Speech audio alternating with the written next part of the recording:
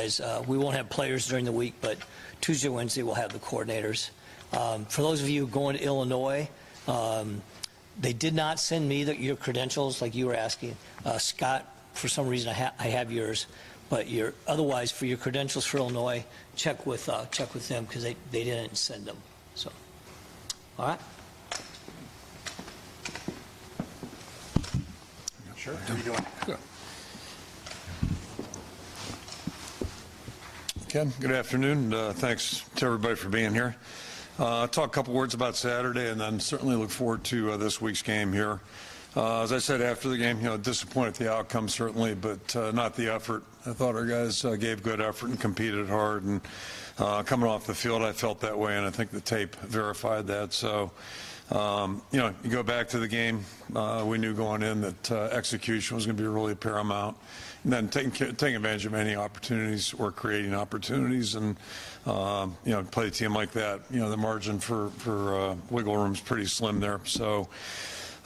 Just a quick example in that first half, we were having a hard time getting off the field defensively, and then offensively we had 2 early possessions where didn't make a what I thought was convertible 3rd and 3, and then I think it was the next possession we missed a pass that would have given us probably 2nd and 2, maybe a first down, that type of thing. So, just illustrations. Those are the things that we have to be able to do if we're going to be able to, continue to sustain a drive. And then a game like that, that's really critical because it's a two-way street as far as that time of possession.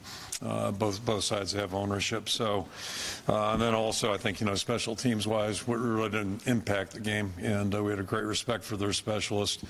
But we never really influenced the game or impacted the game anyway on special teams. So thought it was better in the second half, saw some progress there. I thought our guys fought hard and then overcame some really tough circumstances too, and then fought to the end. So, some positives that came out of the game. Looked at the tape on Sunday, made the corrections that needed to be made, and then obviously have shifted our focus forward here. And heading into this week against Illinois, same 4 captains. It seems like we're locked in a little bit, at least 6 weeks now with you got Jack, Sam, Kayvon, and Riley as our captains.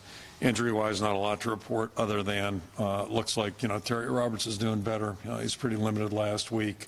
Didn't play much in the game, and he's having a better week of practice right now, so that's encouraging. Hopefully we'll get him back this week, and that'll help our depth a little bit in the back end. And then, obviously facing a big challenge this weekend, traveling on the road, night game again, and playing an Illinois team right now. It's playing really well.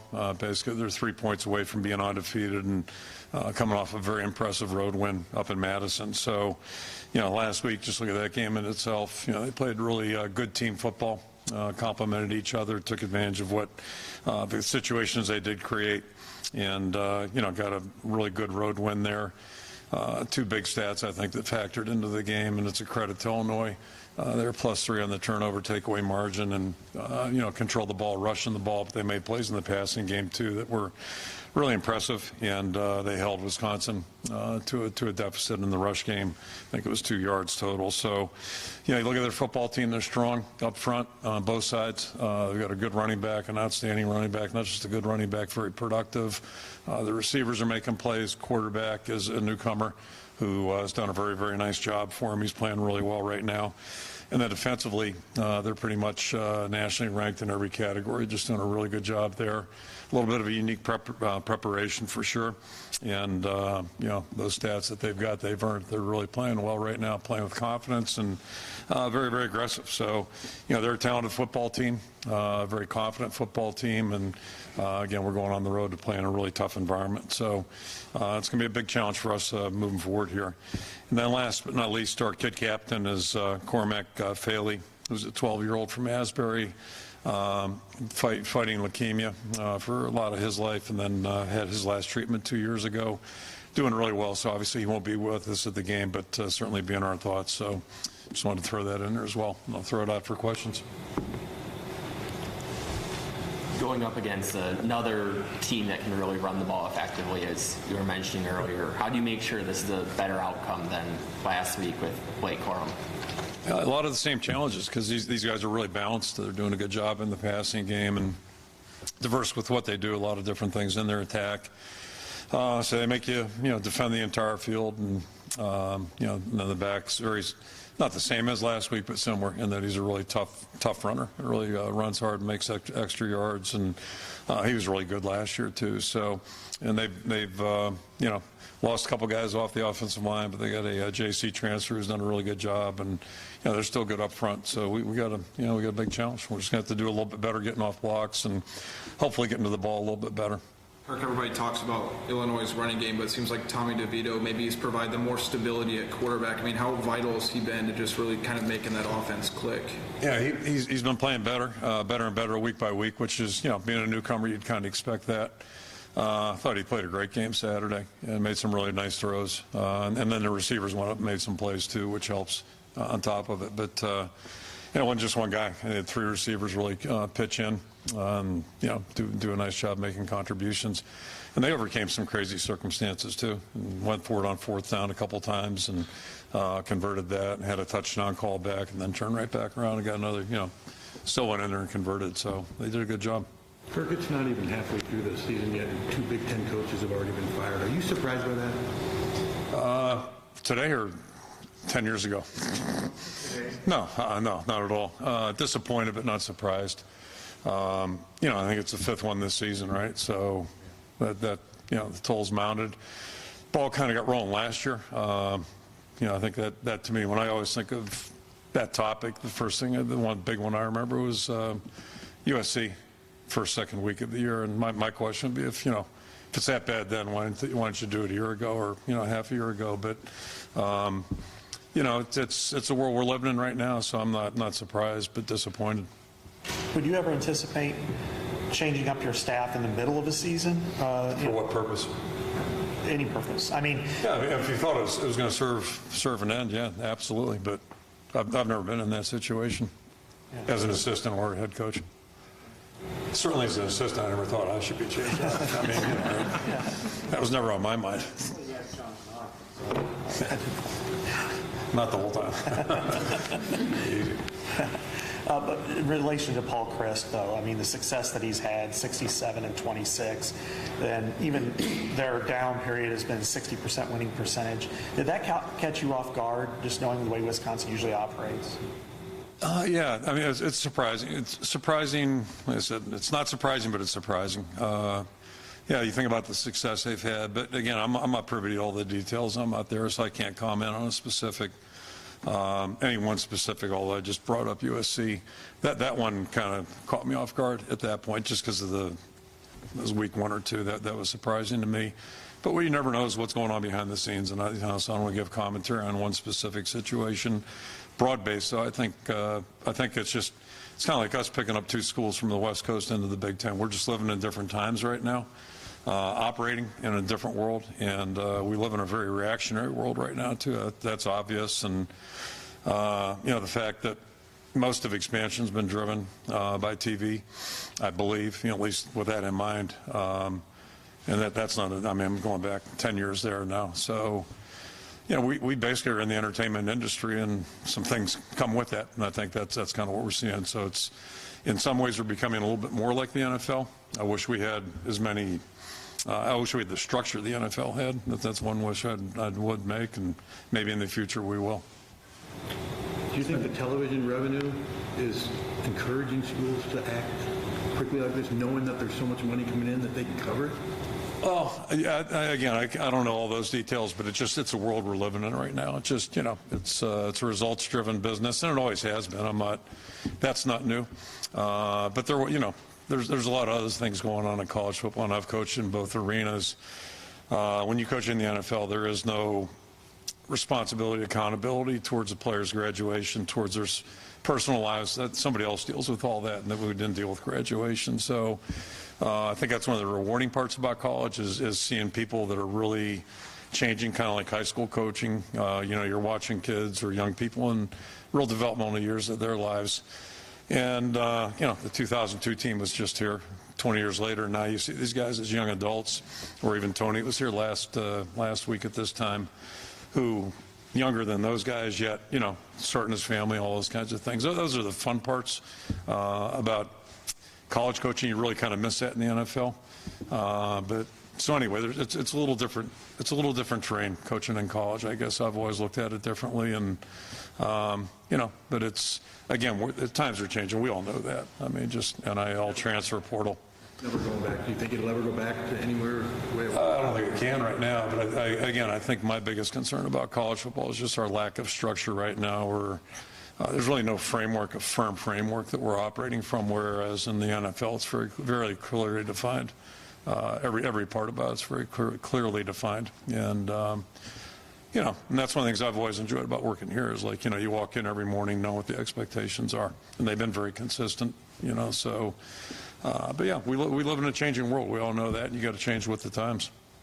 Spencer was talking about earlier, with 6-game season and a 6-game season separated by a bye week. Every game's important. Is there maybe more of an importance getting a win going into that bye week, getting momentum going into that week of rest, you think? It's like winning a bowl game. It's a lot better to go in the off season after a victory. So yeah, really, I mean, to that point, there's no downside to winning games ever that I can think of. So and there's really not much upside from losing. But, I mean, what we've tried to do, and it's so cliche and so mundane, but it's just, it's week to week in college football, in any football, any football level I've ever coached at, all three of them.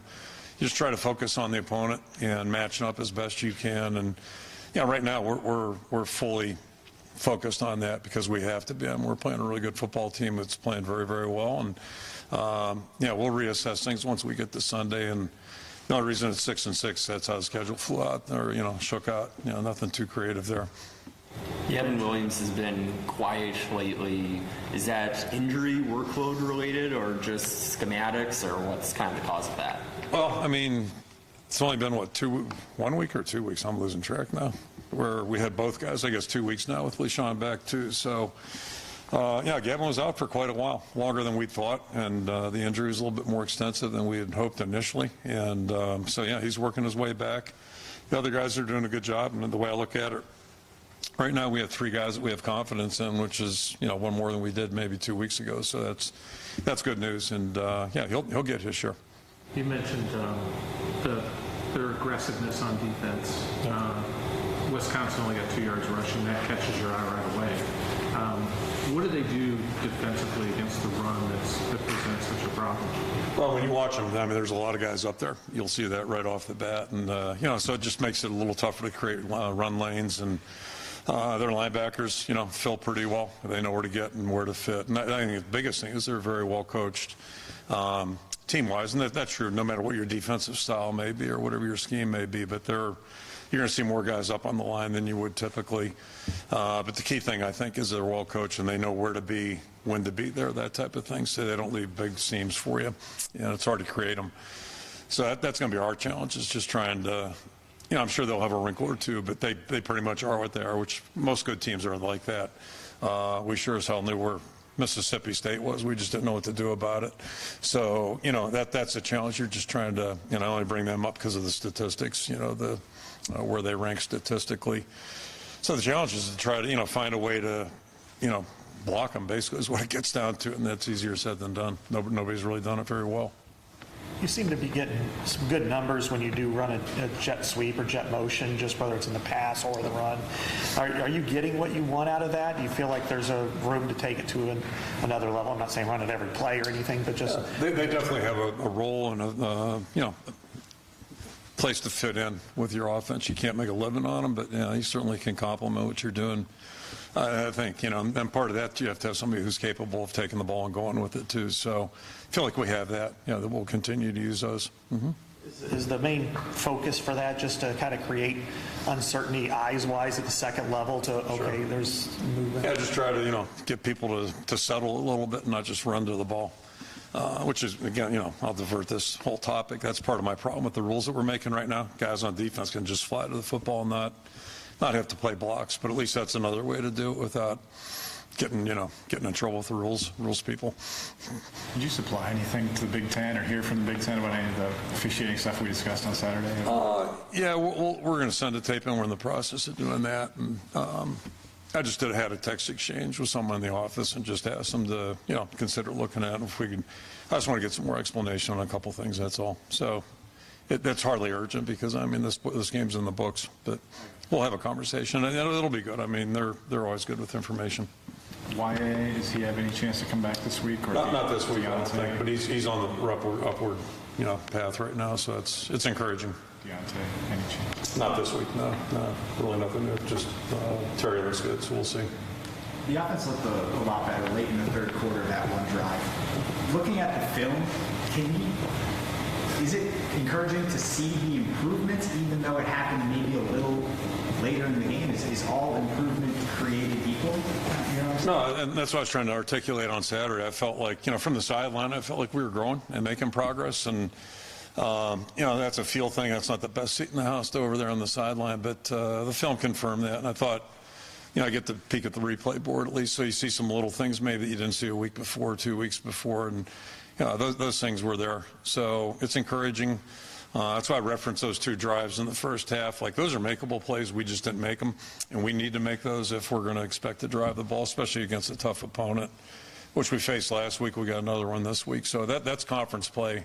You got to make the plays that are out there. You got to make those, and then hopefully you can do something on top of. And we did a little of that in the second half. And we had some, whatever it was, I don't know, 30-plus yards, 2 runs that were 30-plus yards brought back. But the good news is, we're in negative situations due to the penalties and overcame some of those. So that was encouraging. It was encouraging to see our guys fight through that and play through that and not give up because it's third and forever or whatever, second and forever. They kept playing, and we just got to play better. We got to grow faster. When you're game planning for a running back like Chase Brown, how important is it to, limit the big play? Because last week against Michigan, it seemed like there's only 1 or 2 runs that really broke, 10 yards. Yeah. How important is that? That's always important in defense. Big plays, period. The more you can make a team work, the better chance you have of getting them off the rails. But to Michigan's credit, last week they didn't.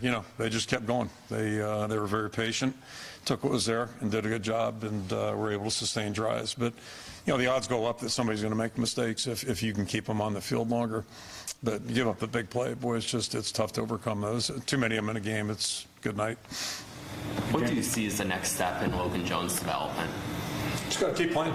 He's improved every week, and we're not surprised by that. But there's only so much you can do. You can only practice so long. There's a time limitation, but just realistically, if you want to have a guy ready on Saturday, you got to be smart during the week too. So he's maximizing every snap. He's got a great attitude, and just has to keep playing. When you I know you do analytical meetings, I think you've said before, Thursday mornings or something like that. Mm-hmm. Do you still do those? And what are kind of the topics that usually you hit on when you're on those? Yeah, you're just checking to see what other people are seeing, basically, and make sure that nothing's too obvious. Although, there are some things, like we all have tendencies, and have a pretty good idea, what the main fronts we're going to see this week are. Challenges is blocking them, so the better your team is, the more predictable you can become. But you're just making routine checks to see, what things look like from the other people looking across the ball at you. So basically, if they say, hey, you throw the ball, if it's 3rd and 5 and beyond, you throw the ball 95% of the time. That's the kind of, and just. It is, but I would say this too. I go through, we do the same thing on the opponents that we play, and I look at those numbers, and predictably 3rd and longer, the pass numbers, and same thing with personnel groups too. So most people are fairly, consistent with what they do.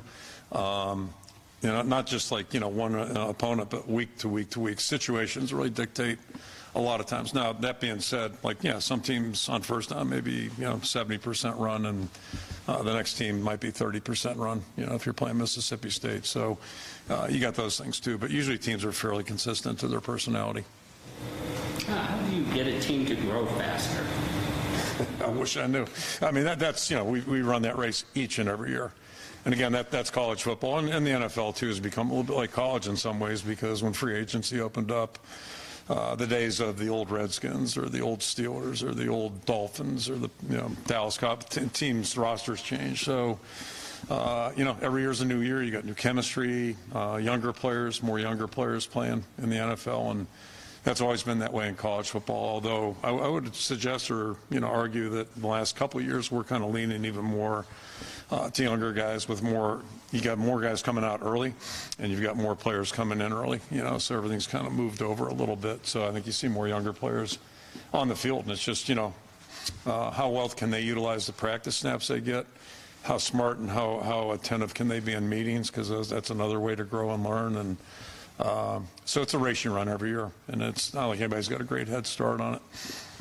Kirk, I think you've mentioned that you've liked the way the offensive line is trending. I'm just wondering, how would you assess the past couple of weeks, specifically in their growth, and what kind of gives you confidence in the offensive line's trajectory going forward? Just one quick example, and I mentioned, the nice thing about the replay board. We had a couple good runs to our right, and one of our younger guys in there reacted to something that was the way they were playing that run, the defense was. And I'll promise you, 3 weeks ago, he never would have seen it. So that gave me encouragement. Little things like that, just little intricacies that take some time and take some preparation, study, all those kinds of things. But you can have a great week during the week.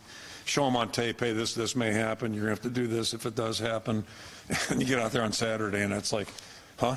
Just straight down the tracks, train tracks. So that shows you a guy's mind's working, and he's taking coaching and really paying attention and starting to see more. And that to your question, Steve, is like, that experience is this versus this. And that's, being able to see a little bit more than what's straight in front of you. But younger players tend to be kind of looking down a hallway instead of, having a bigger picture.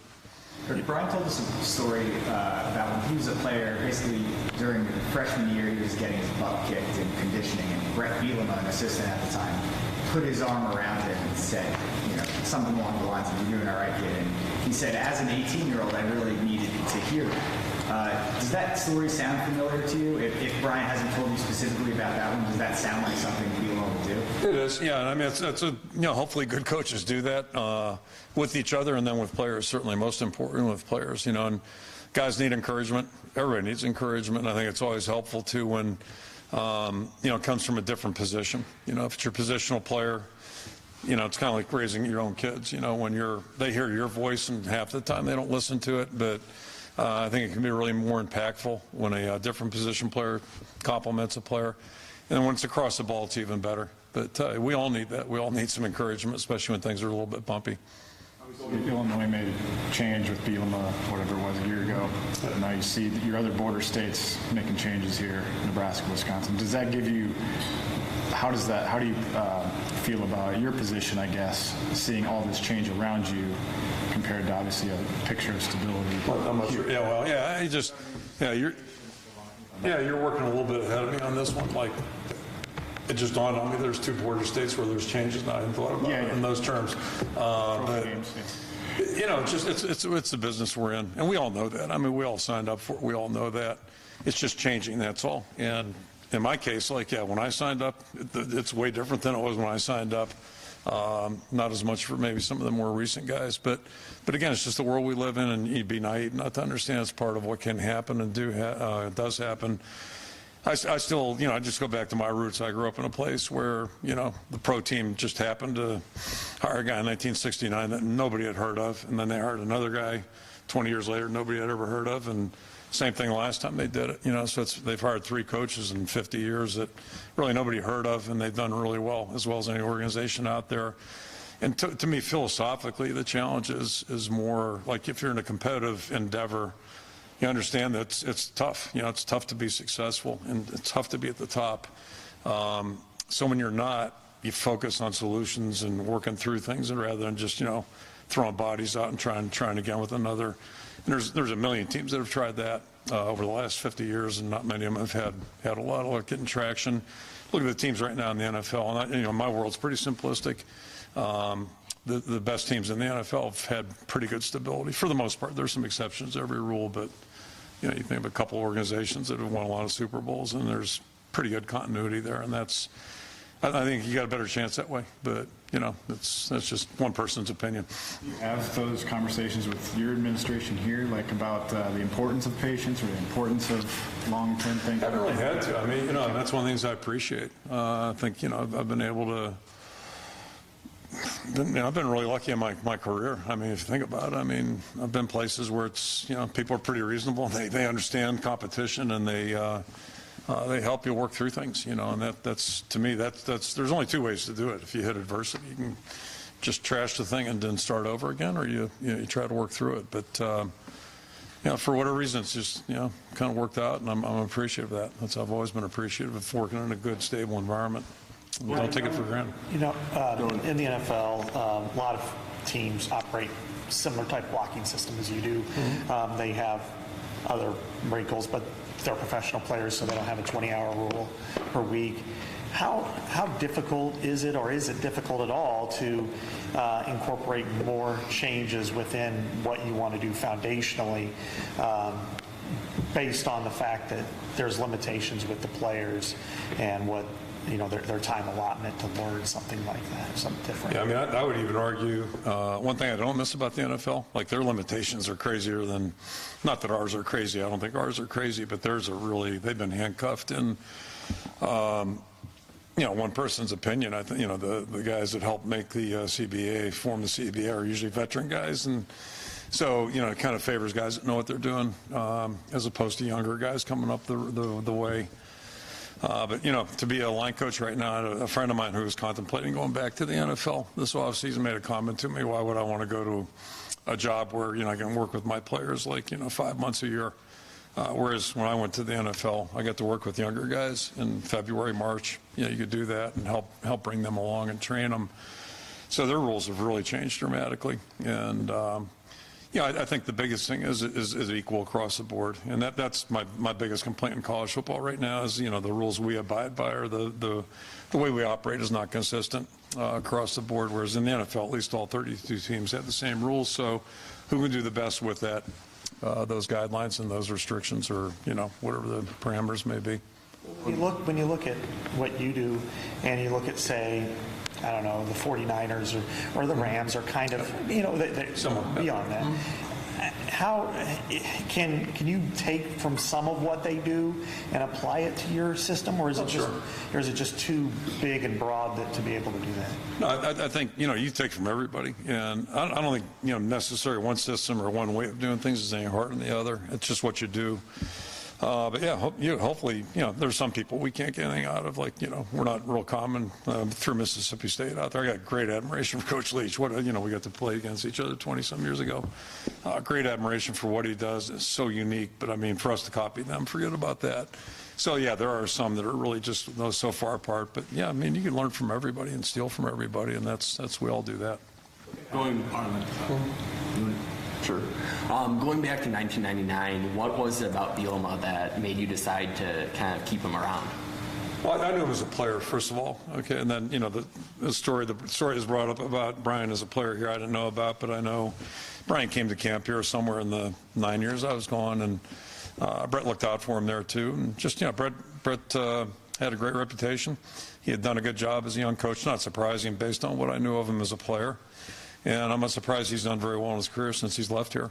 So he was a good coach 20-some years ago, and obviously he's done a great job each and everywhere he's been. He's done a really nice job. So he's cares about people. He's a good football coach, works at it, and I mean, it's not like we're rocket scientists. I promise you that. I met one, James Van Allen. We're not in that category. So but he works hard at what he does, and does a great job. Do you remember the note that he sent you after Brian had prospect camp here? Yeah, I do. Yeah. He mentioned that? Yeah. Media Day, yeah. Big Ten Media Day. Absolutely, yep. Looking at Arlen, I'm sure you expected to have a big role coming into this year, but by way of injury, he's kind of been thrusted into that wide receiver one role. How have you seen him handle that in all aspects? And then the second part of the question is, as you're getting more receivers back, how big of a piece is he going to be in the offense to get the team to where they're wanting to go? Two things there. So, I mean, Arlen's just been great since he showed up here a year and a half ago. He's just a delightful young guy. You've met him. He's got a great personality. He's a can-do guy, eager to try anything and work hard. So that's a great starting point. He's got really good ability. He's just a guy who's you can see why his teams have won, and you can see why he won that Simone Award as a junior. Not surprising at all. So, he's an exceptional young guy. He's done a really good job this year. And, I was worried about him just getting worn out because of our lack of depth and how much work he's been doing. So I think this is all great that, now Nico's starting to be more involved. We've got Brody out there practicing and playing now. So, starting to get a little bit of a we can spread the role a little bit, and hopefully he can get caught up here a little bit, because I was worried about him just getting worn out and tired. But I think he's doing good, and he's done a really nice job as a punt returner too. And didn't take that for granted, but I'm not surprised, if that makes any sense, because he just seems to do whatever he does well. I know you operate under a week-by-week basis, but just what is kind of the protocol for bye weeks among players? Yeah, it changes week to week, but it's kind of like, some people map out their entire preseason, they'll do that in June. I've never done that because things change so much, and this is a great example. This year is a great example of things. So, as I stand here right now, and I've kind of got a mental picture of what we're going to do. I haven't put anything on paper, but I've got a mental picture. I think probably the single most important thing right now is make sure we rest a lot of guys. We just talked about a guy like Arlen, who's done a lot of things now. This would be 10 weeks, I believe, right, if you include camp. So I think for a guy like him right now, the biggest thing is just let him, catch his breath a little bit and get ready for the last 6 weeks. And so it's year to year and player to player, quite frankly. So we'll figure out something that makes sense for everybody. Okay, thank you. Thanks, Kirk. Do you know which coach tomorrow? Oh, I'm sorry. Coach Seth, tomorrow will be Seth Wallace. Thanks. Appreciate it.